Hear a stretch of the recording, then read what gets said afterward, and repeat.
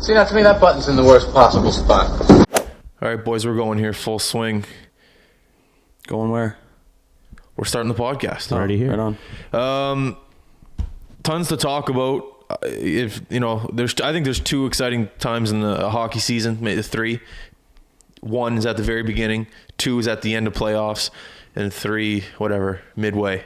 But right now we're at the very beginning of it. Nobody knows what's going on in the free agent world. Mitch Marner's holding out, and apparently from what I hear from you experts is that no one's going to sign until Marner signs. What are your thoughts on all this? I know everyone's beating it to death, but it's just kind of hard not to talk about it. It's fun to talk about it. Buddy, I think I put my feelings out there on Twitter the other day, I think, about how I feel about the situation. I know it's all about the money for these dicks and all that stuff, but I mean, the difference of $1 million at the end of the day, like, I think Darcy Tucker, I think it was, who said it best, was if you really want to be in Toronto, you'll make it so you're in Toronto. You know, if you have to take an $800,000 pay cut, I know it sounds kind of ridiculous, but I don't know. It's bullshit to me. Just, you're sending the wrong message around the league in my mind, and now all these kids are just going to hold out until they get the money that they want, and then eventually you're taking some money away from somebody else, you know? Yeah.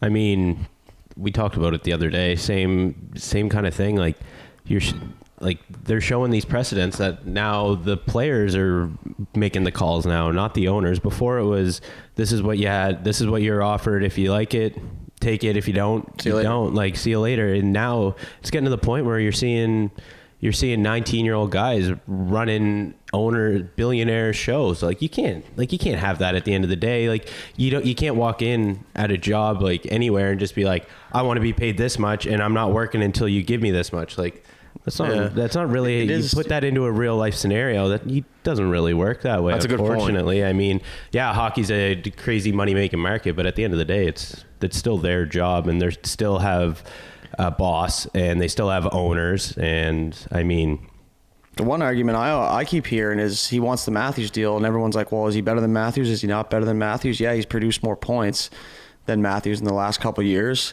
but they still had the same end result, and that's losing in the first round of the playoffs. You know, if you're trying to, the ultimate goal is to win a Stanley Cup, you think at some point the money kind of, exits your mind a little bit to, kind of look at the bigger picture and see, okay, how are we going to do this? Like Pittsburgh did it. So I'm pretty sure Sid took a pay cut to let other guys come in so they had a better chance of winning. Like, where's all that in hockey now? You know what I mean? And I think maybe I'm speaking for the whole league when it's not right now. It's just kind of like there's, a few players maybe that are holding out for their money, and they're just getting dicked around, right? Like, I don't know. It's just, it is a young kids game now, though. It's not really, the crazy vets that have been in the league for 20, 30 years. It's a teenager's game, I guess, now. So, I mean, if this is how it's going to be, there's going to be a lot of pushback from people if this is every off season. It's turning into basketball now. I find that way. You can't it's a drama show. And think about the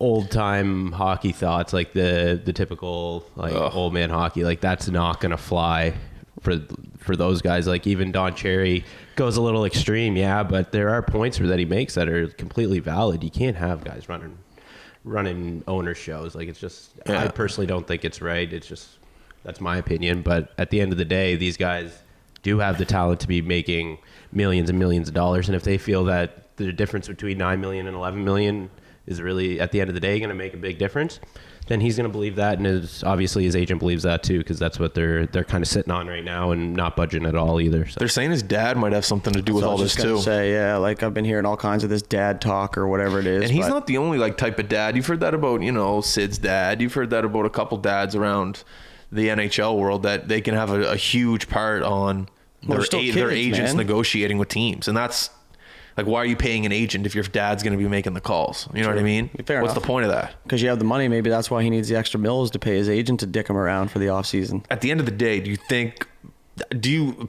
honestly think Marner wants to sign for $11 million, 7 years in his hometown where he grew up in Toronto? That's what I mean. Or do you think there's a part of just his dad or his agent saying, no, we want more money? I think the issue at hand for him is, like I said earlier, you want to win the cup. And if you're going to sign an 8-year deal, a lot can happen in 8 years where you're solidified on that spot. You know what I mean? If you have a no trade clause or whatever the case may be, But if your team isn't going to make a run for it the next 3-4 years, then it's, you know what I mean? You're jumping ship. Yeah. It's rebuild time. You don't try and win it for 8 years. And I think from a player standpoint, and obviously I've never come anywhere near doing actual contract negotiations, but it's like, okay, I'm not going to sign here in 8 years if I don't see the team winning the cup in the next 8 years. Like, sign a 5-6 year deal, you know what I mean, with no clauses whatsoever. Yeah. Your team doesn't do it, you start to rebuild, then you go still in your prime.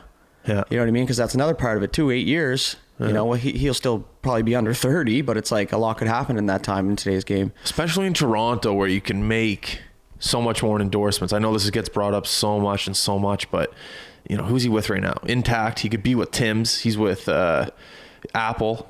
True. Millions. That's millions and millions upon millions of dollars. He's with Apple? He's with Apple. Remember him and Matthew shot that commercial with the iPhone? Oh, yeah.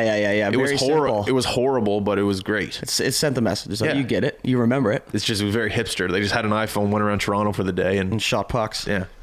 But that's just the power that Matthews and Marner have. They're just That and they the have that media world. celebrity feel in Canada. In Toronto. No, in And- Canada. Yeah, I guess in Canada, because, you know, Toronto's like the hub Yeah. for sports. It's crazy to think about do you think it's an actual distraction for guys in the room? Because, okay, no, it's not even a hypothetical. It did happen. Training camp started today for the Leafs. Yeah. Matthews has to go in front of the media and talk about his summer. Yep. But I'd say 75% of his media scrum was about Marner. Yeah. Do you Same think that's with an Nylander actual last year. distraction for him? Or do you think he just has to say it's not? Or do you think he actually cares? I don't think it's necessarily a distraction. I just think it's something that they know they have to deal with. And with the Leafs specifically dealing with the Nylander bullshit last year, it's the same thing, right? Same They always question. ask them. They always ask them. I don't think it is a distraction. No. Does it piss them off and do they want to talk about it? Probably not, right? Like, it's just like, come on. The season's just starting and you're asking me about, you know, because what's he supposed to say? Basically, they're just trying to set him up to say something stupid, right? So who are you mad at then? Media, or are you mad at Nylander in that situation? It's like, come on, Nylander, sign, or it's like media, fuck I think off. it's stop both, back. man. It kind of takes two to tango in that scenario, you know? Yeah. Without Nylander, then the media doesn't have any ammo to work with, right? Yeah. So, I don't know. But Nylander was dog shit, so we won't go into that anyways, but Well, it's the same man, thing. if Marner ends up signing late, who knows? He could have a shit year too. Same thing. I don't think Marner will have it. Like, Marner's a completely different player than Nylander, though. You can't compare them. Like, I mean, you can't compare their skill, but like at the end of the day, Marner's going to go out there and block a shot with his face and try to block the shot. Doesn't matter what happens. He's a gamer. He's won championships.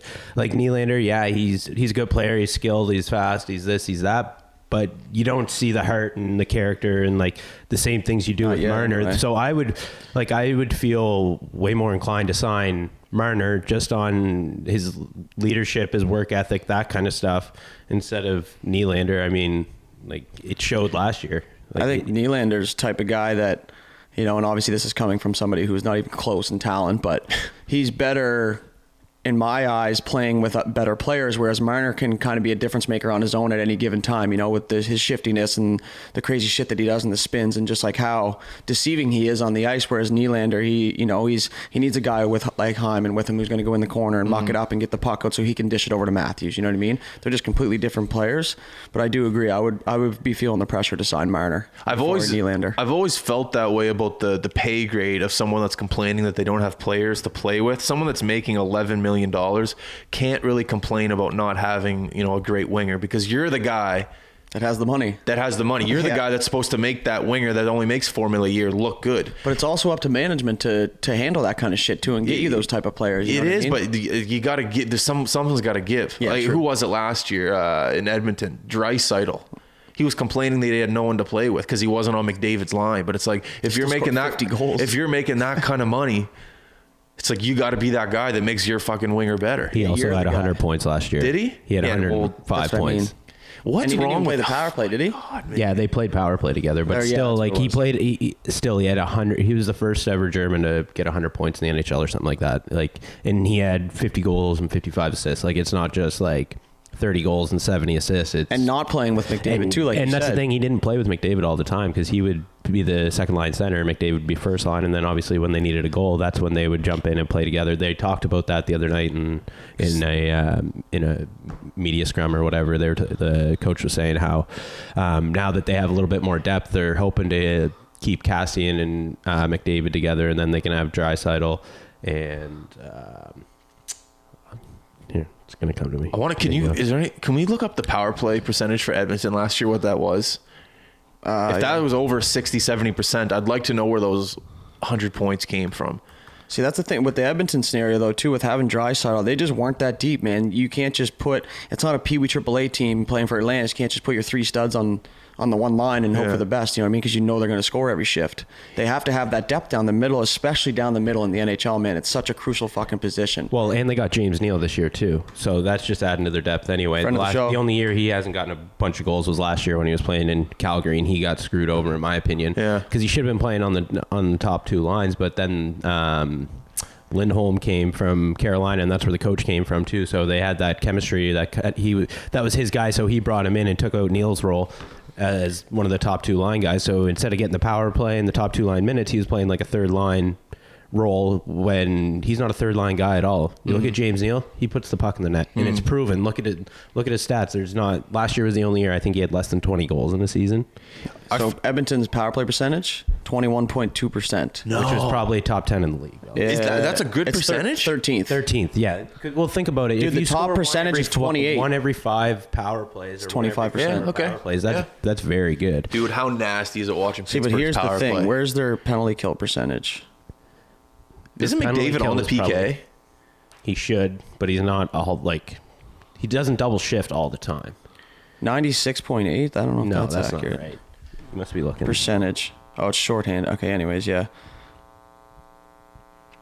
So, yeah, their power play was 21% last year, which is like league average almost. Yeah. And their penalty kill, and their penalty kill is like probably, I'd say, lower of the pack. It's 74%. That's not very good. You want to have your penalty kill up in the 80s. Yeah. So you look at even Toronto.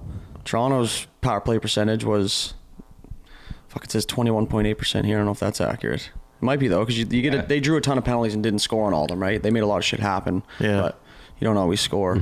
I love watching the evolution of hockey grow. I think the past 10 years it's changed so much with the speed, because with speed comes change. You're able to do more, I think, as more things are happening in a shorter amount of time. More things can go wrong too, exactly. Right? On the other end. It's interesting when you say build depth. I wouldn't really consider myself ever a depth guy. I'm sure you were. I'm sure you were too.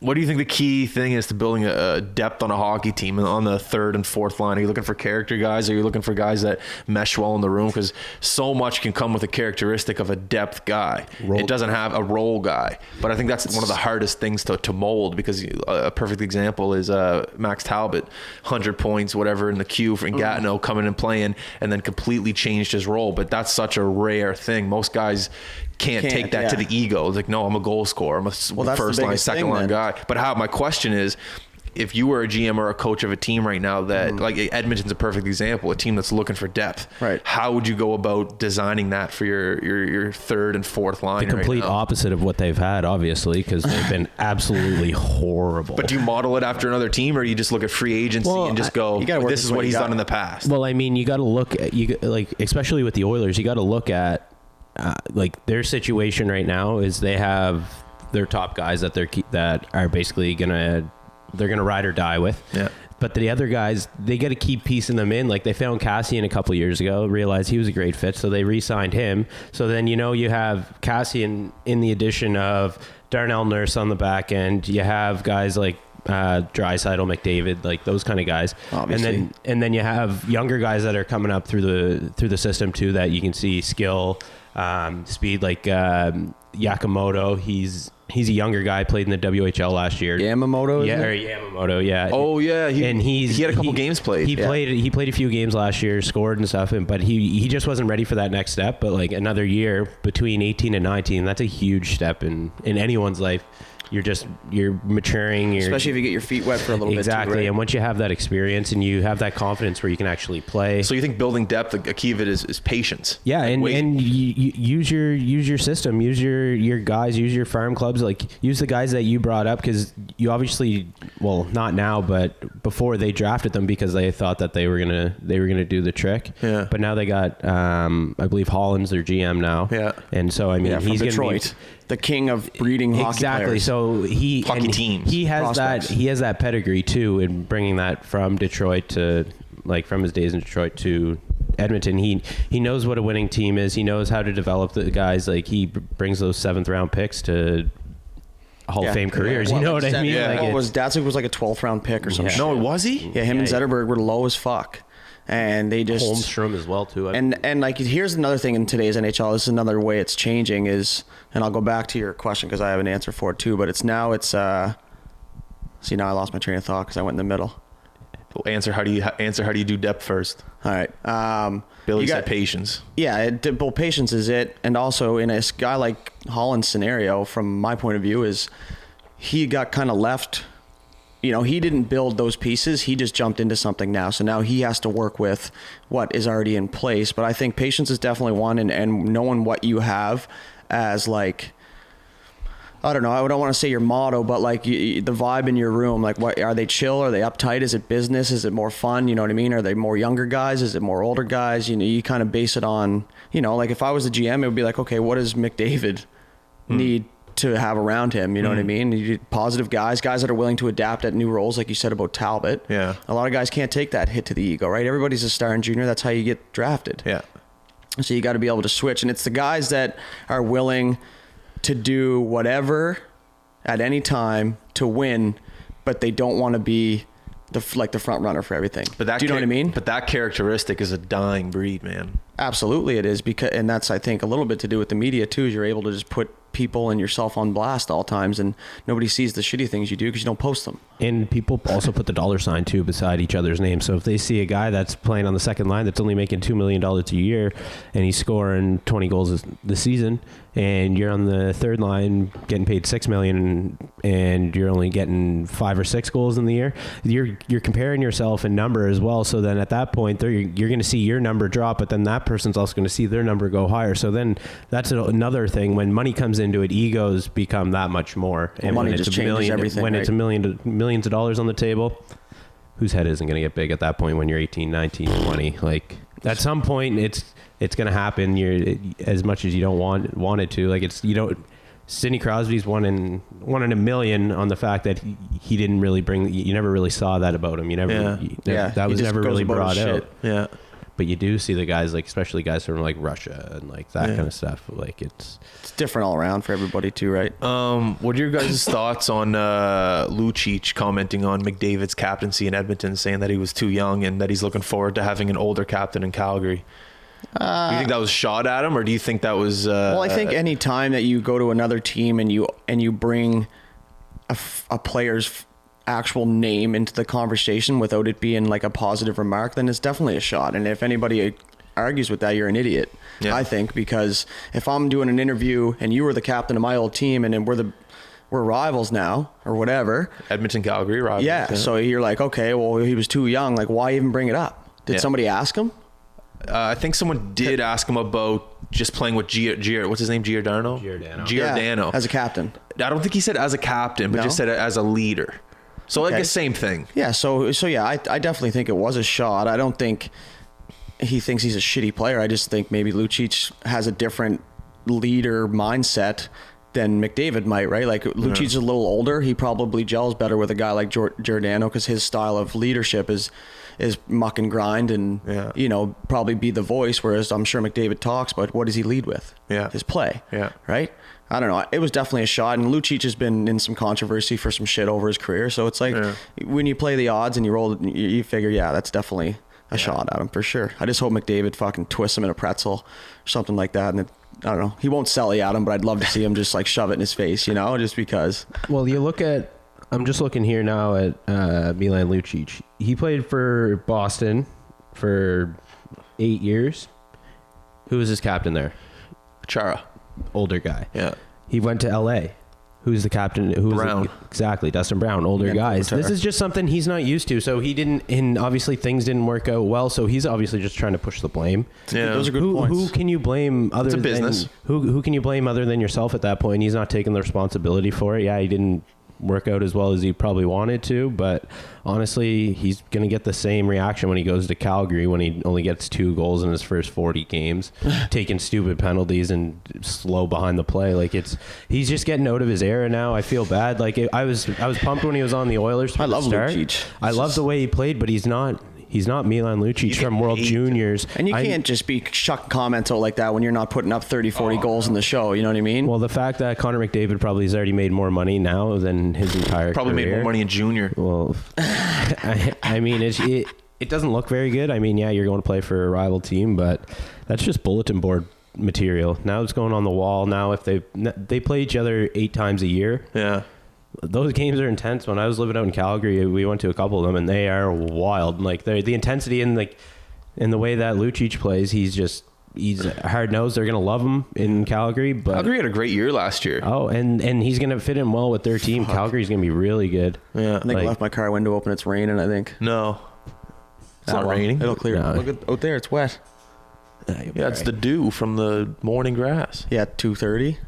Well, if you wanna go It's all closer, good. we can- It'll just clean the leather. I want to talk about leadership within a room. A great situation, obviously, right now in Toronto. Everyone's saying Matthews, Tavares, or O'Reilly. No, Riley. Riley, sorry. It's I don't know. I just look back at my days in junior and how a captain or the assistant captains would kind of police the room, and there would be drama and things like that. But none of us were millionaires living in amazing cities and, had the freedom to do whatever the hell you want. I couldn't imagine what it's like in an NHL room filled with millions of dollars, living in amazing cities, Doing whatever the hell you potentially like sleeping with the same women, just seriously, shit like that happens in junior. Like I couldn't imagine what it's like, these girls hang around the same room. Shit happens. Drama happens. If you're a Connor young. McDavid captain at 19 years old and you got some guys that are going out on a Saturday night. True. And they're doing whatever the hell they want. They're from Russia. You think McDavid, Canadian Ontario boy, is going to be like, hey guys, listen, we got to win. Like, it's Don't go a out thing. tonight. It's 100% a thing. I know like the Toronto media wants to say, Matthews, he's the guy, he's the captain. It looks good. It looks amazing. So who would you choose in Toronto? I would choose Riley. You would? Because I agree with what you say, how he's been there the longest. I don't think he'd be afraid. If Marlowe was still there, I don't think Riley would have a hesitant in his body to go up to Marlowe and be like, hey, listen, Patrick, we gotta settle down here. Even though that he would never do that. I'm not saying that, but that's just a vet example. I just remember back in my days, man, it was an actual thing. And if you name someone captain too young, I think that It gets to you. it doesn't get to you. I think it can get to the team. And it's pressure though too. Like let's not forget that when you are given that letter, especially the captain, it comes with some added pressure. Now all of a sudden, you're 17 or 18 or 19 and you're the captain now. And it's like, this is on me. This whole thing's on me is how you think, right? It's the ability to get out of that mindset and just be the leader instead of trying to force it. You know what I mean?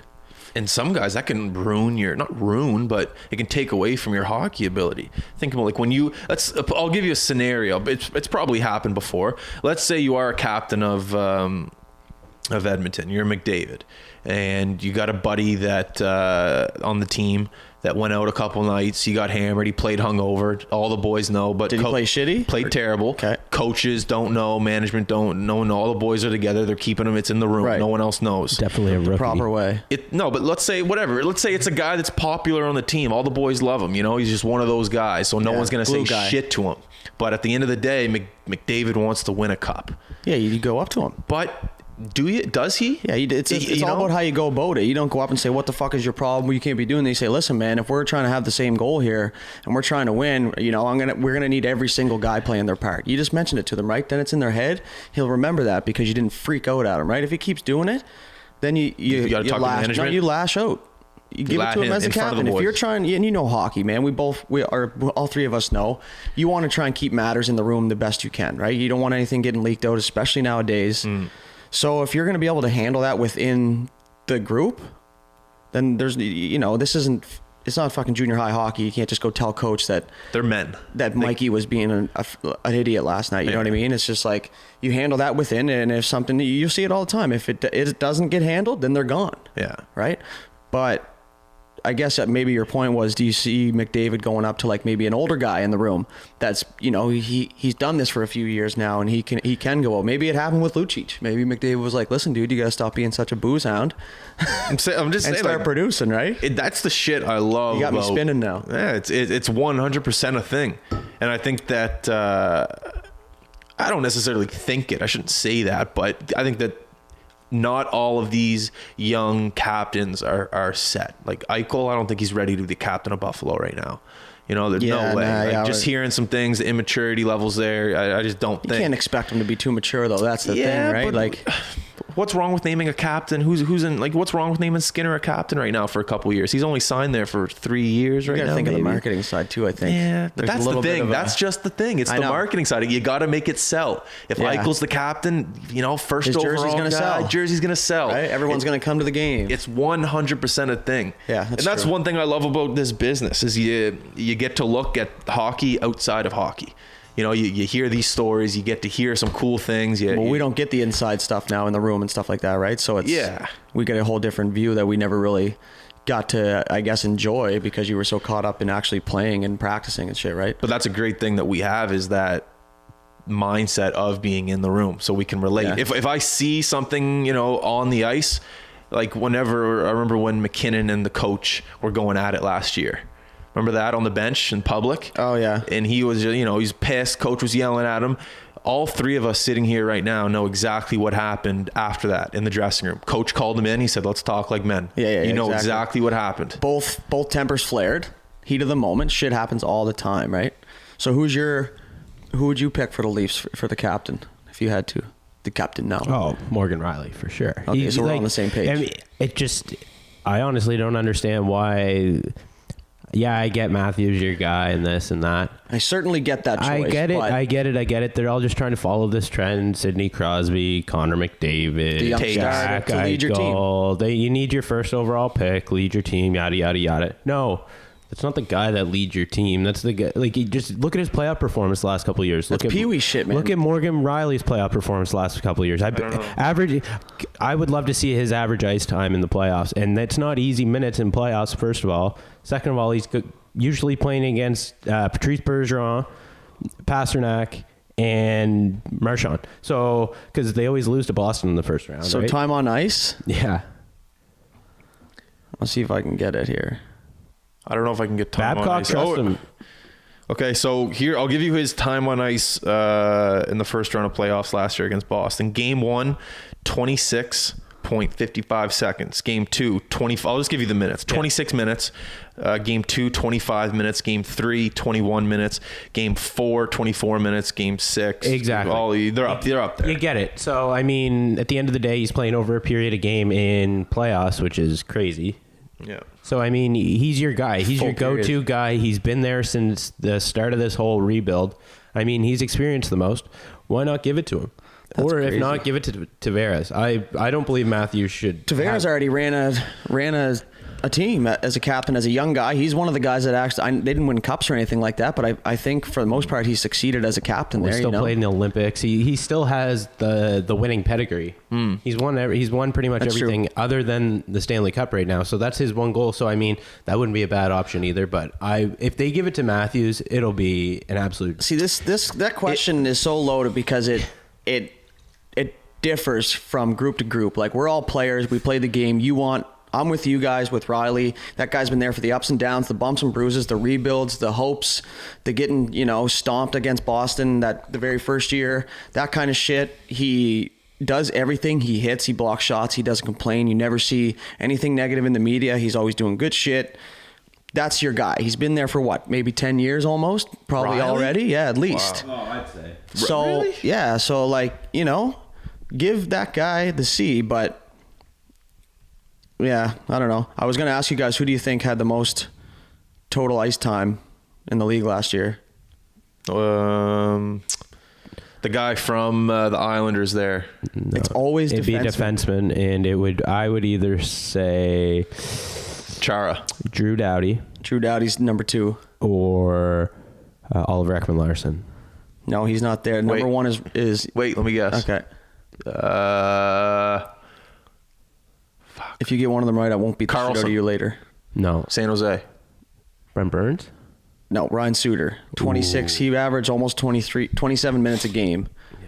Same with Doughty. And then top 3 are Suter, Doughty, Letang, and then Jones and Yossi. Letang, eh? And you remember how someone said last night that Provorov signed and we were all like, who gives a fuck? Yeah. You know what I mean?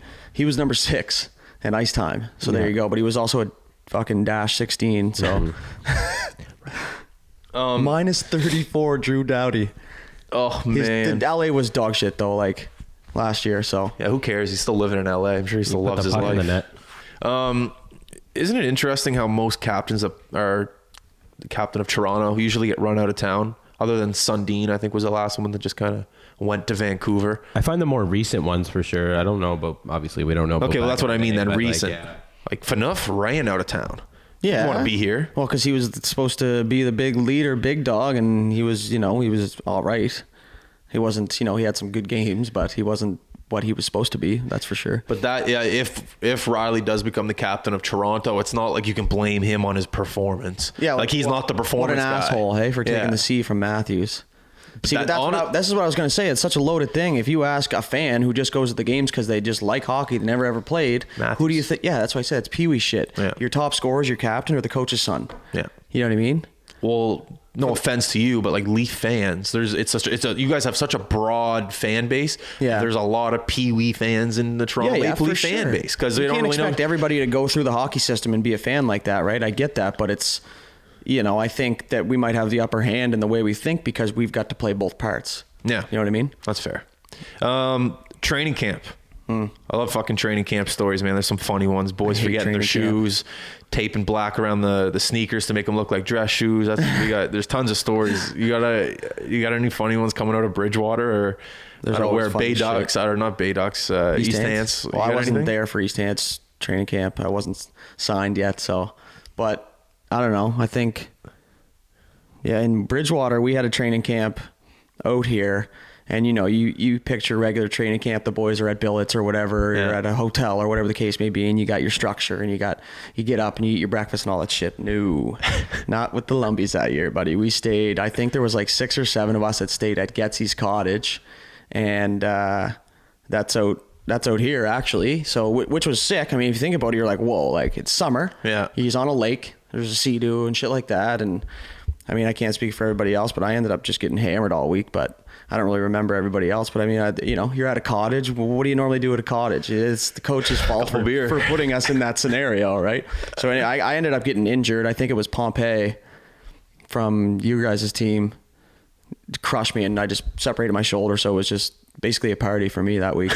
And I think everybody else that was there, I don't even remember really who was there, but you can probably envision what happened. And then there was no supervision. Like I think his parents stopped by like every now and again, make sure the food was stocked. Like, you know what I mean? You signed out the Sea-Doo in the morning and each guy got to go take You got a Sea-Doo? There's a Sea-Doo out there? And a couple other things that you could do. And they had like a slide and, washers and all that shit, right? the little I think things, they had eh? a slushy machine or a popcorn machine or some shit. It was just like, this isn't training camp, right? So you can imagine the boys weren't feeling too good for that kind of off ice and shit like that. You got a good one, Bill?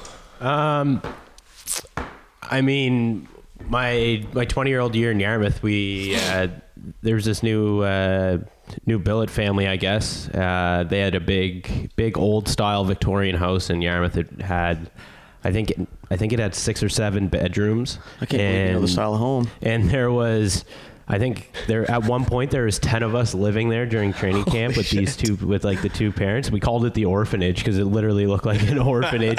The boys were like riding their bikes to training camp. We were only a couple clicks down the road from the rink. So we'd grab our bikes, throw our hockey helmets on and drive down the road to training camp. And we were there certified. We were there like or like the middle of August to run hockey camps for the owner and for the kids of the town. So I love that little extra cash in your pocket. Oh, well, it was perfect for the start of the season. Like, I mean, we got a couple $100. So and you get to connect with the kids and get them out to their games. And that was the thing. Like we were getting invited by the parents to go to their place for barbecues, going out on the boat, like hype. All this kind of stuff. Like the small town junior hockey lived the full experience. But no, we had this house called the Orphanage, and I remember waking up in the morning, going downstairs, and the Billets, Jody and Steve, they had like 5 pounds of bacon cooked, like whole bunch of sausages, like a mound of scrambled eggs, French dream toast, belly. like tons and tons of Just hockey food. and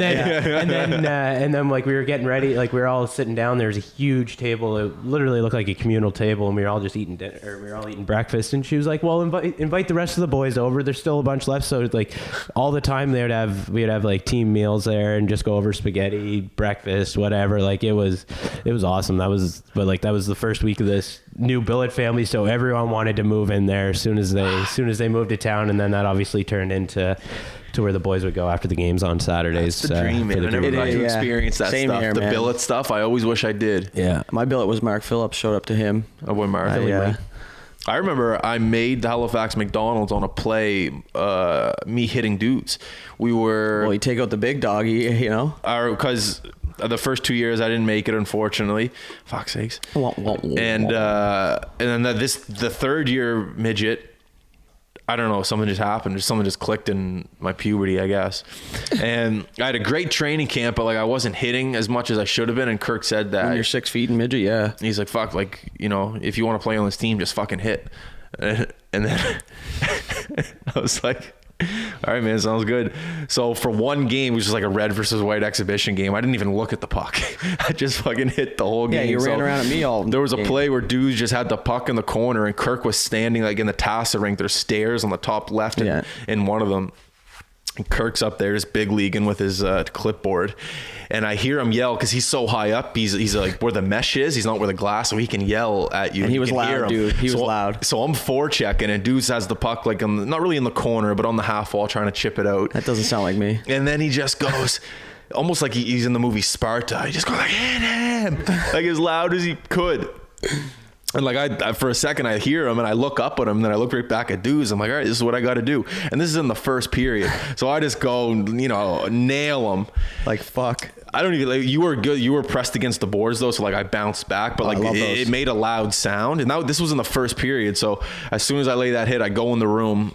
And the ice is being done, and Kirk goes, Belly, I want to talk to you for a sec. I'm like, fuck, I did something wrong. Like, what did I do? You hit the best player. Yeah, and he looks at me and he goes, so you want to play here or what?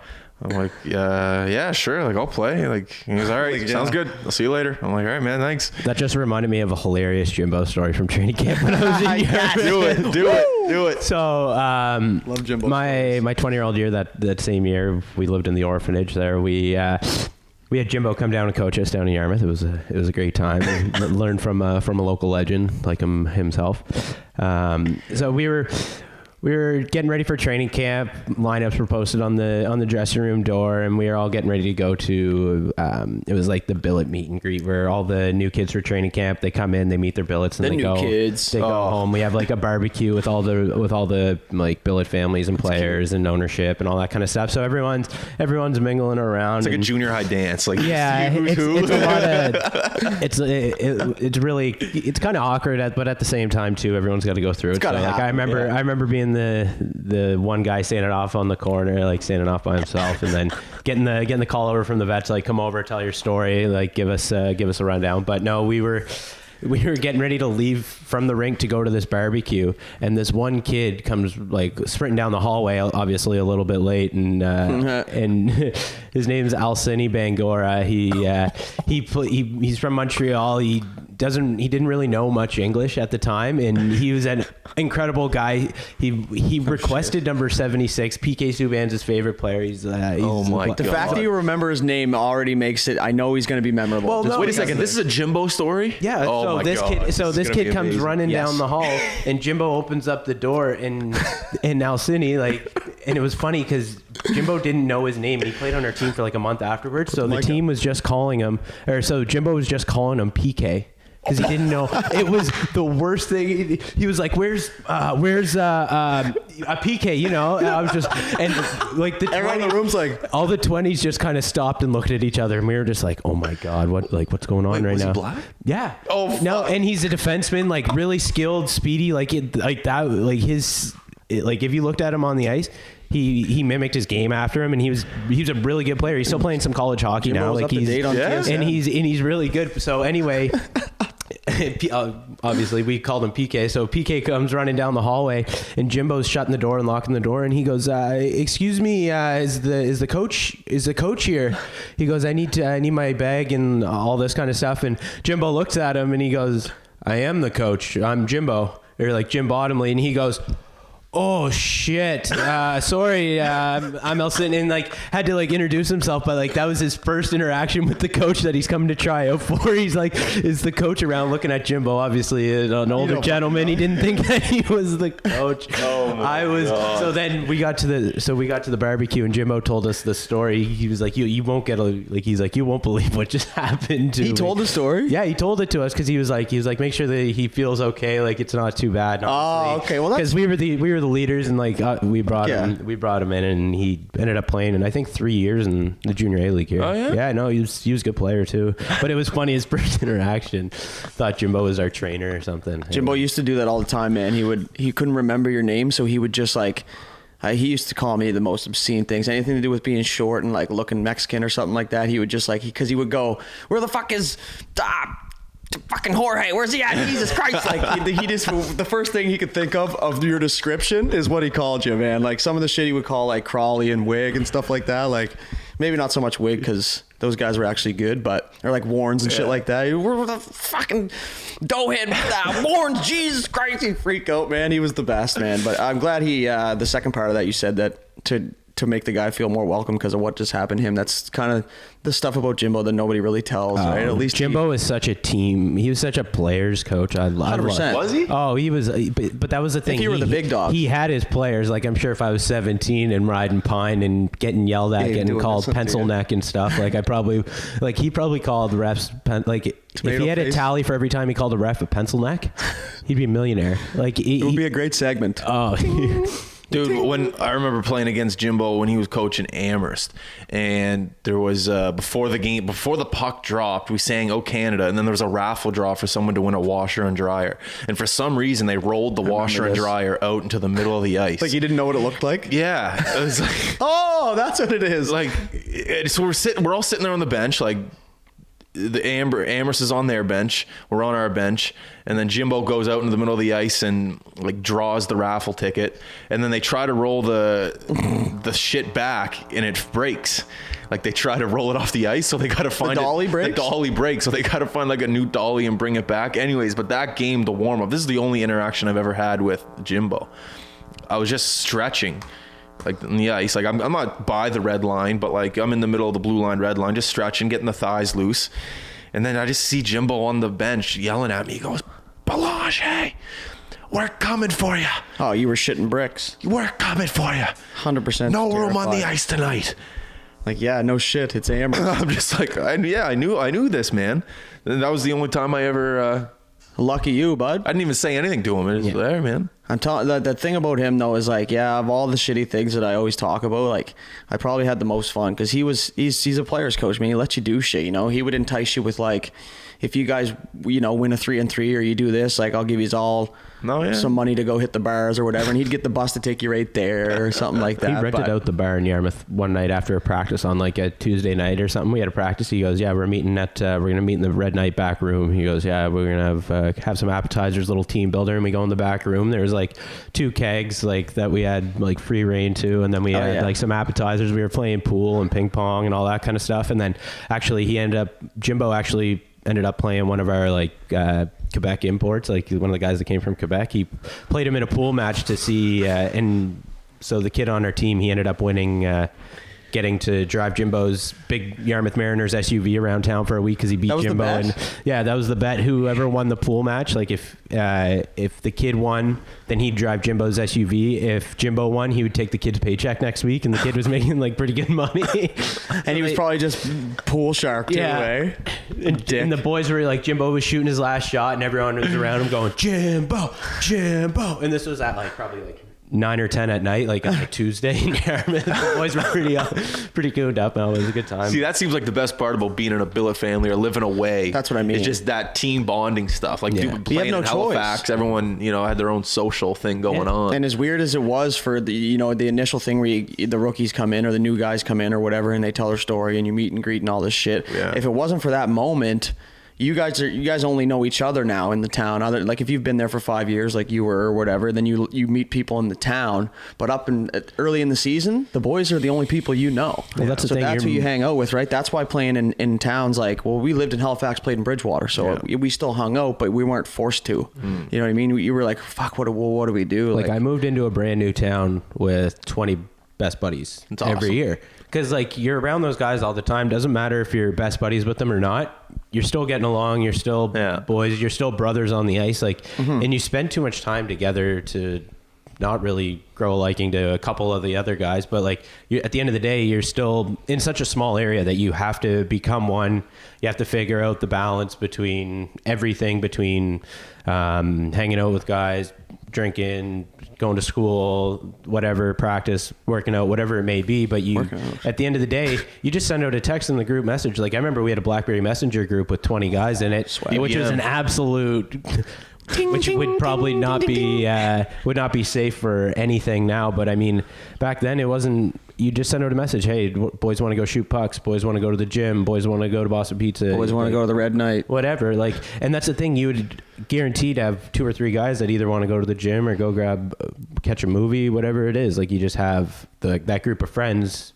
Doesn't matter where you go. So say if you got traded, you go to another team. You still got to guaranteed group of buddies, because it's pretty hard to not find a guy that you're going to become really good buddies with on a hockey team. Yeah, 100%. There's somebody unless you're a shit guy, and I mean, they're usually shipped out. But they're usually shipped out. There's always one or two Packerheads too, you know. It was always interesting whenever a guy got traded to your team from like Ontario or Quebec or just somewhere not from around here. No one knows him. And you just kind of got to feel him out. Yeah. I remember a story. I'm not going to say his name, but he got traded to the Lions. And, you know, he goes to Breaker, one of the best trainers from around here in the Maritimes. And he's like, you know, Breaker, I need my skate sharp in 2/3 on a right skate, 4/1s on the left skate. I need my sticks in the stall when I get here in the morning. And a couple power bars in there as well. Like just demanding shit first day. And I'm behind this guy as he's saying it all to Breaker, and Breaker's just like you're barely getting laces. Like and then as soon as he turns around, Breaker just fucking rolls his eyes like, all right, buddy, whatever the fuck you want, sure. Yeah, have fun going to buy your power bars. He comes in the next day, nothing's done. His skates are dull. When this guy, he was gone. He was there for like 2 months, and he was gone after that.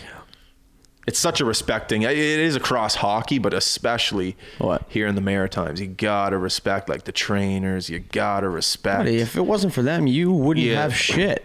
Think about all the times you watch trainee run down into the room or something and grab someone's stick, or like. I remember a huge vet move. I was 18 on the Lions, and Veriker was a 20-year-old on the Lions. And this one of the earliest things, or the earliest lessons I ever learned from him. We were coming off a road trip. It was like 2 a.m. We stopped at a gas station, and Breaker was at the front of the bus. That's where they sit. And I was right behind Veriker as we're walking off. Yeah. And Veriker just goes, "Hey, Breaker, can I get you anything? Do you want something?" Yeah. And that clicked. I was like, "Oh, okay." See, that's a leader, right? That's leadership in plain sight, just right there, you know?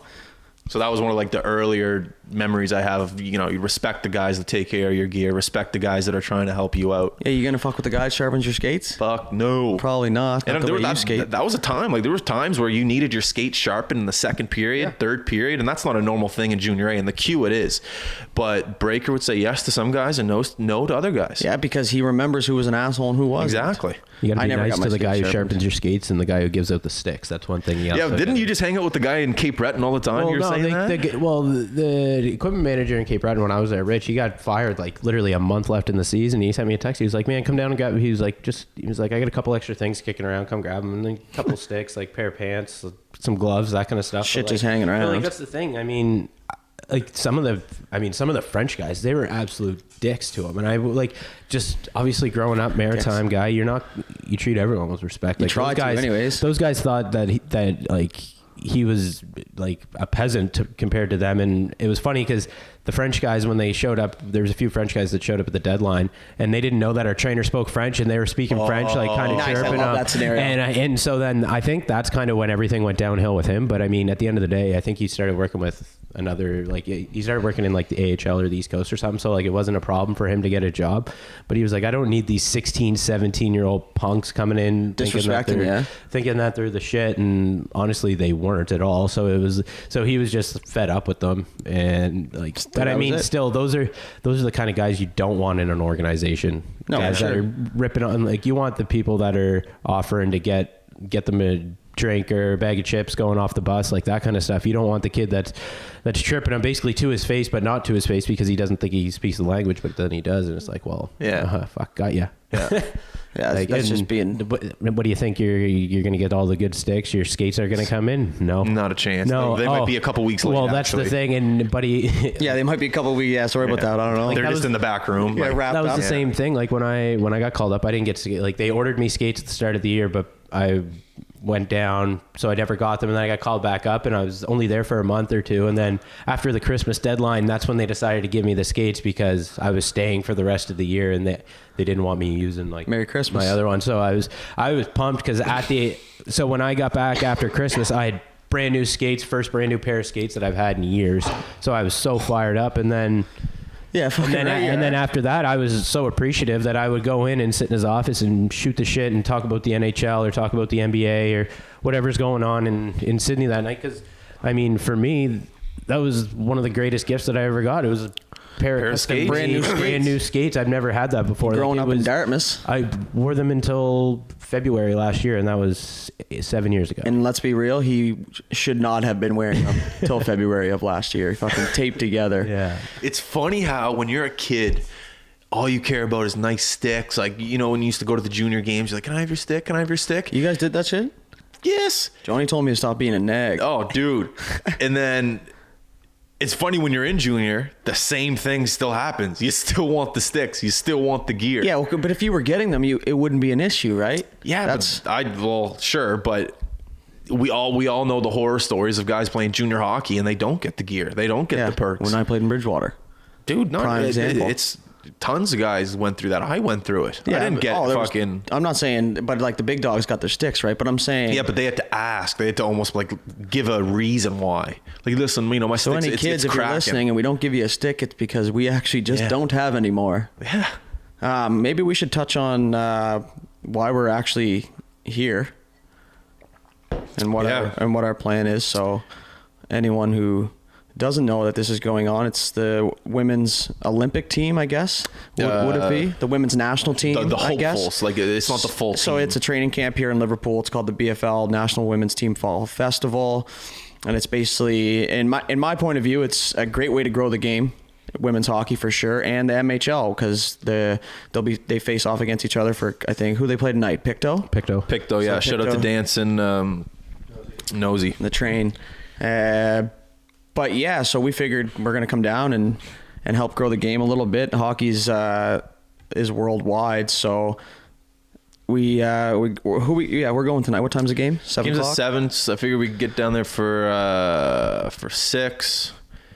Talk to some people. That's another great thing. I always say it, but I'm going to continue to say it. The hockey community is so small. When we go down there, we're probably going to know 15 people, Minimum. including the head media guy for Hockey Canada. We met Spencer at the TELUS Cup. Great and it's guy. just like, you know, as soon as I find out that this is a Hockey Canada event, I don't even hesitate. I'll just email Spencer and bada boom, bada bing, we're in. It's crazy the connections that we've made over just this past year. We met the head media guy for the CHL at the Mem Cup, and it's like we got his email, we got his phone number.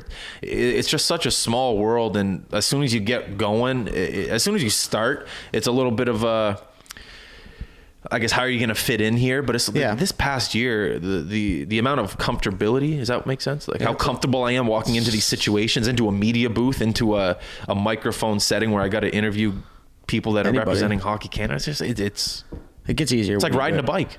There's a few Nova Scotians. There's here 3 this year. There's 3. So Jill Saunier would be Blair Turnbull, and then what's the other girl? and then Ali Monroe. That's She's it. from Yarmouth. I actually went to high school in Yarmouth with her older brother. So she probably finished before you though, didn't she? She way finished smarter. after me. She went to Syracuse University, I believe.